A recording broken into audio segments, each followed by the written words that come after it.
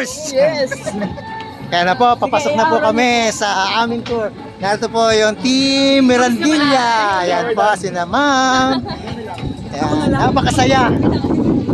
Bagong new friends. Yan. Ganito sa business na namin, nakakatagpo ka ng mga bagong kaibigan. Sakto, Pastor Peter. Naalala na siya. Nag-aalala na ako. Yan, papunta na po. Doon na po kami, paakit na kami doon sa ating yachts na gagamitin. Sir Marlon, si Sir John. Yan. One of the Ay, Mapsi! Dumating na yung kinaantay. Si Diyos ko, nakabalak sa mga anak ko eh. Kaya nariyan na sila. Yung tagal ko inaantay, from Team Canada yan. Yan yun. Malaglag yung camera. Malaglag ang camera, hindi na mapupulot dyan. Pwede pa sir, basta lang yun yung papasok. Ma'am Eps, ito na po yung ating mga inaantay. Narito na sila. Sir, Alan. Pakita niyo yung yate natin. Ayun ang kabila. Nasasakyan natin. Oo. Sige, malaglag ka nga. Saya naman.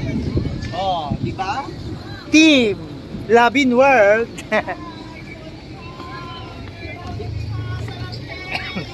Sayang si Papa, sama-sama natin. Pero alam niya kasama, kanina pa binanggit niya nasa biyahe pa. Ayaw talaga. Wala pwede, hindi pwede wala maiwan. Kasi gamit. Yan. Yun o, nagsiselfie ang aking dalawang mga ludi. Okay. Sige, mamaya ulit po ako magbablog. To be continue, pagkakita din po sa loob ng yacht.